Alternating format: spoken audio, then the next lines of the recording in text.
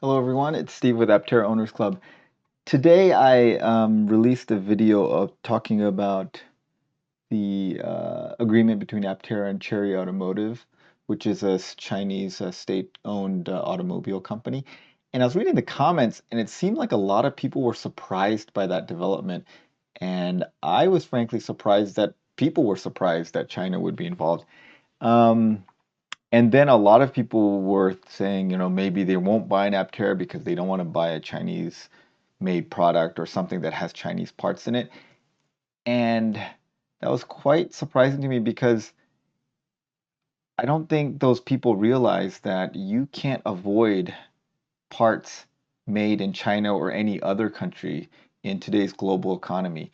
The global supply chain is so interconnected, there will be like raw materials from one country that get shipped to another country for refinement, which gets shipped to another country um, to be made into a very specific material. And then that'll get shipped to another country to be made into a part, which will be shipped to another country to be assembled, and which will be shipped to another country to be sold. And so the global supply chain is very interconnected. And China is probably in the middle of most of these global supply chains, and it's really hard to avoid anything made in China or that has some relationship with a Chinese company. China produces almost 30% of the world's manufacturing output.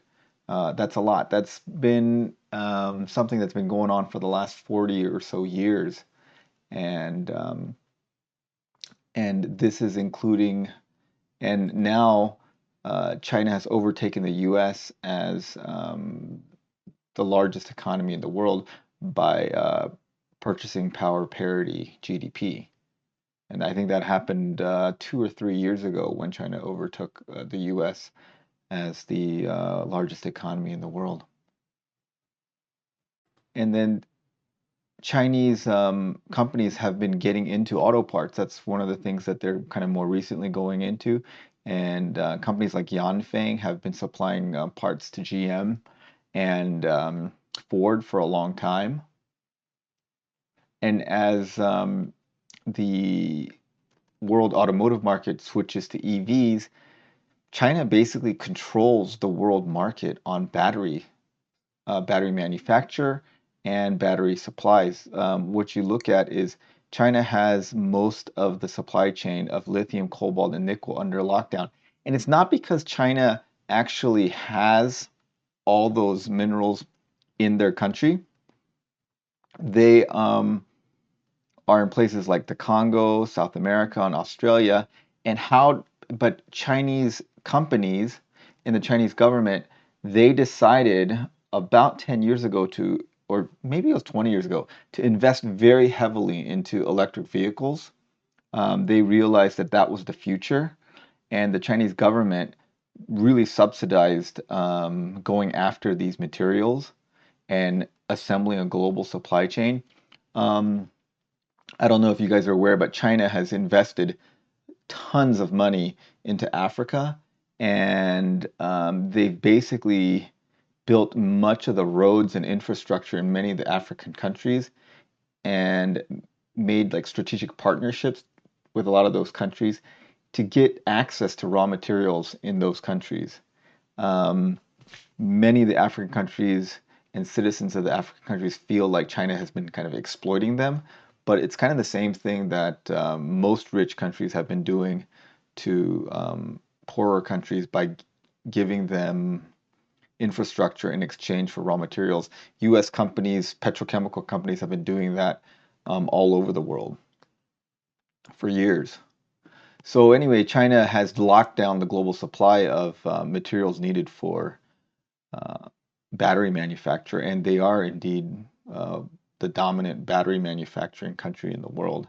And then if you look at which cars are the most American, it's really hard to say because like we've been talking about, given that parts come from all over the world, it's really hard to say which car is the most American. You would think that it would be Ford or GM or something like that, but that's often not the case.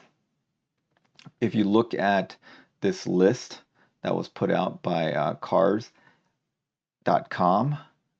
It looks like Tesla Model 3, Ford Mustang, Tesla Model Y, Jeep Cherokee, Corvette, then Honda, a bunch of Honda cars, a bunch of Toyota cars. That's because a lot of these foreign manufacturers, they actually have assembly plants in the US. Like Toyota has four. This is a little bit older, so there's probably more plants than this actually. But Toyota, Nissan, Honda, Subaru, Volkswagen, BMW, Mercedes, Hyundai, Kia, and Fiat Chrysler all have assembly plants in the US. And what's surprising is uh, things like the Honda Odyssey minivan is like the fifth most American vehicle sold in the US, but the Ford F-150 is only 44th place. And this is the best-selling vehicle in the United States is the Ford F-150. You would think that that would be a very quintessentially American-made vehicle. And then what's interesting is that if you look at the major automotive suppliers, Yanfeng was the biggest Chinese supplier, but they're pretty small. I think they're number 17 in the world. The biggest suppliers are Bosch, Denso, I can't pronounce this name, Magna, can't pronounce this name either, Continental, and Hyundai. So most cars will have parts from any of these suppliers. These are German, Japanese, Canadian, and Korean companies. And then what's interesting is that if you look at why China became a major manufacturer, it's mainly because of low regulation, because the government did not enforce environmental regulations or labor regulations very strictly, which has made a lot of China an environmental disaster. A lot of their rivers are completely polluted and devoid of life because they've been dumping manufacturing waste into their rivers. And America kind of did that back in the 50s and 60s. You know, Pittsburgh was so dirty that you couldn't see the sun on midday from all the steel mills. And it, I remember when I lived in Pittsburgh, people who were older there would tell me that if you wore a white shirt by midday, it was a gray shirt because the air pollution was so bad in Pittsburgh. So pretty much every industrialized country kind of went through this phase where they really destroyed the environment for a while. And China is going through that right now. And now China is coming to the realization that destroying the environment is not good for them. They're ramping up their regulations and their labor costs are going up as they industrialize. So they are no longer having the quote advantage of lower labor costs and lower regulation.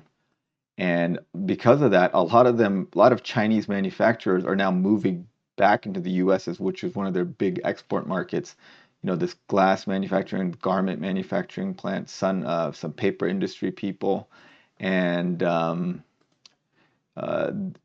Kier Group has a cotton yarn factory in South Carolina. Sany has manufacturing space for construction machinery in Georgia. Lenovo, which is used to be IBM's personal computer division. They sold their IBM sold their PC business to Lenovo, which is a Chinese company. They're opening a production plant in North Carolina. And then there's Chinese pipe company that's opening a plant in Texas, and an aluminum plant in Indiana, and a copper tubing plant in in Indiana, and then a copper tubing plant in Alabama. So the global supply chain is very complicated, and there's a lot of raw materials that come from China and other places, and then the components are made in many different places. If you look at the iPhone, um, components come from more than 200 suppliers for just one iPhone. And then these 200 suppliers, which are from all over the world, uh, send all their parts to Foxconn, which is a Taiwanese company. But then it's a Taiwanese company that has its manufacturing plant in mainland China, and then they assemble it. And at the time that this was written, I think that that Chinese workers at Foxconn were getting like $2 an hour. And you just can't compete with those kinds of labor costs. Like there's no American that's going to assemble iPhones, which is very technical work for $2 an hour. And the other interesting thing is that, while Tesla was ranked as the most American car because they're vertically integrated and they manufacture in the US, if you look at it, Elon Musk is moving into China as well. He just spent over $2 billion building Giga Shanghai, and China rewrote a lot of its rules for foreign auto businesses to attract Tesla in there. So China is courting Tesla, and Tesla needs China because I think China now represents more than a quarter of their global revenue for that company, and that's increasing a lot. I think their business in China is increasing faster than anywhere else. But Tesla, although it is ranked as an American-made car, it has many of its base parts come from China as well. Like KATL, which is a giant battery manufacturing company, is based out of China. They're producing the lithium iron phosphate batteries for the standard range Model 3 and for the Model 3 and Model Y in the Shanghai Gigafactory. And most of the Teslas built in the Shanghai Gigafactory have local suppliers from China.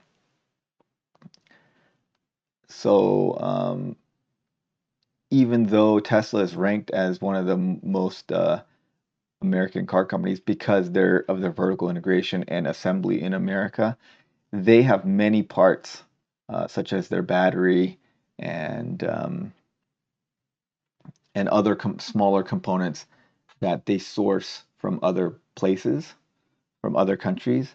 I think Tesla's other battery suppliers other than KAT are Panasonic, which is a Japanese company, and LG Chem, which is a Korean company. So I think it's very naive to think that you can avoid any specific country, and especially China, which is such a large economy and such a manufacturing hub. Like people who think that they're avoiding China, they just need to look at their clothing or their electronics or their house or their current car, and all those things will have parts or raw materials that originated from China.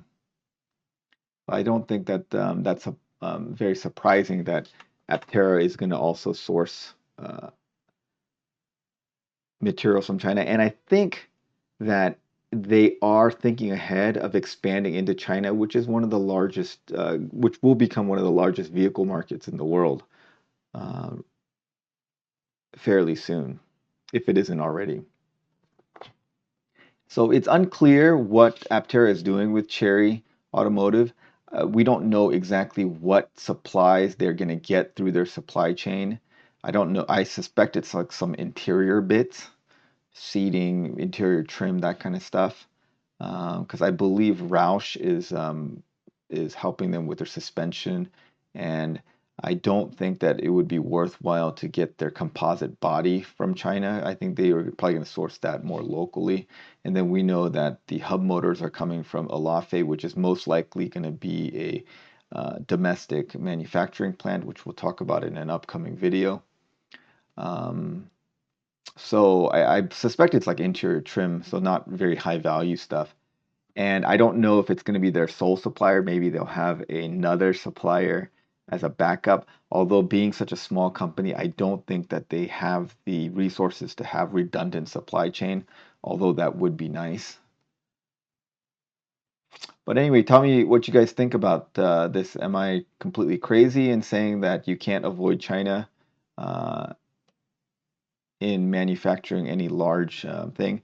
I suspect you can't.